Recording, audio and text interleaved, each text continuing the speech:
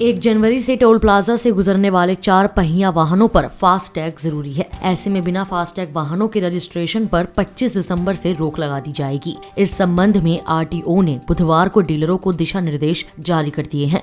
RTO प्रशासन रामफेर द्विवेदी बताते हैं कि सभी 4 पहिया वाहनों में फास्टैग अनिवार्य होगा।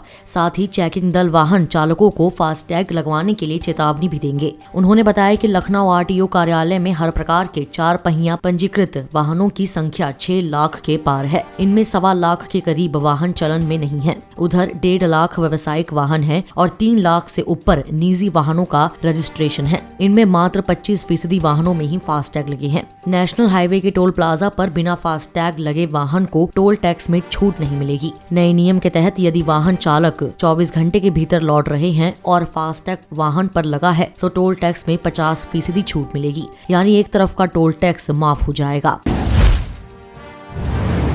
कोरोना संकट के दौर में भारत समेत दुनिया भर की अर्थव्यवस्थाएं संकट में हैं।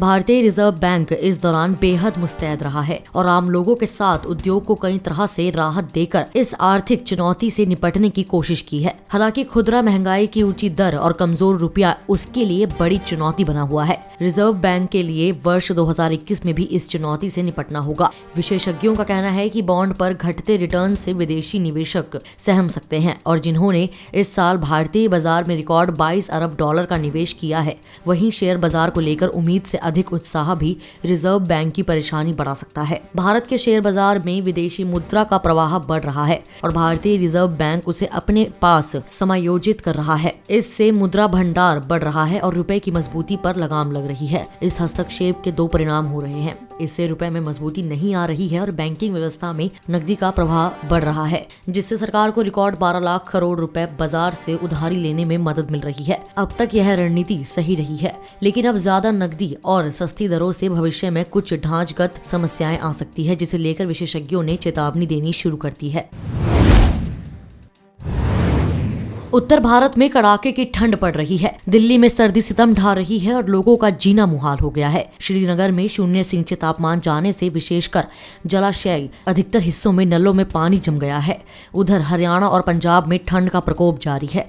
राजस्थान में सर्दी अपना पूरा असर दिखा रही है। उत्तर प्रदेश में अगले 24 घंटों के दौरान कुछ हिस्सों में शीतलहर का प्रकोप जारी रहेगा। वहीं बिहार के कई शहरों में पिछले 24 घंटों में शीतलहर की स्थिति लगातार बनी रही। कश्मीर घाटी में दिन का तापमान सामान्य रहने के बावजूद रात में हड़ कांपने वाले ठंड से अभी तक कोई राहत मिलने के आसार नहीं है। श्रीनगर में 0 से नीचे तापमान जाने से विशेषकर जलाशय अधिकतर हिस्सों में नलों में पानी जम गया है। मौसम विभाग की ओर से कश्मीर घाटी और जम्मू संभाग में अलग अलग स्थानों में 27 दिसंबर को भारी हिमपात होने की चेतावनी जारी की गई है। इसके अलावा हालांकि 26 दिसंबर को छिटपुट स्थानों पर बारिश या हिमपात होने के आसार है। कांग्रेस अध्यक्ष सोनिया गांधी की पार्टी के वरिष्ठ नेताओं की बैठक के बाद केंद्रीय चुनाव प्राधिकरण ने अध्यक्ष पद के चुनाव कार्यक्रम को अंतिम रूप देना शुरू कर दिया है। चुनाव प्राधिकरण के एक सदस्य ने कहा कि जनवरी के पहले सप्ताह में अध्यक्ष पद के लिए चुनाव कार्यक्रम घोषित करने की तैयारी कर रहे हैं। पार्टी के वरिष्ठ नेता ने कहा कि अध्यक्ष पद के चुनाव की प्रक्रिया पूरी करने के लिए कम से कम 3 सप्ताह का समय चाहिए। अध्यक्ष पद के चुनाव के नामांकन के लिए 4-5 दिन का वक्त होता है। इसके बाद नामांकन जाँच और नाम वापसी के लिए वक्त दिया जाएगा।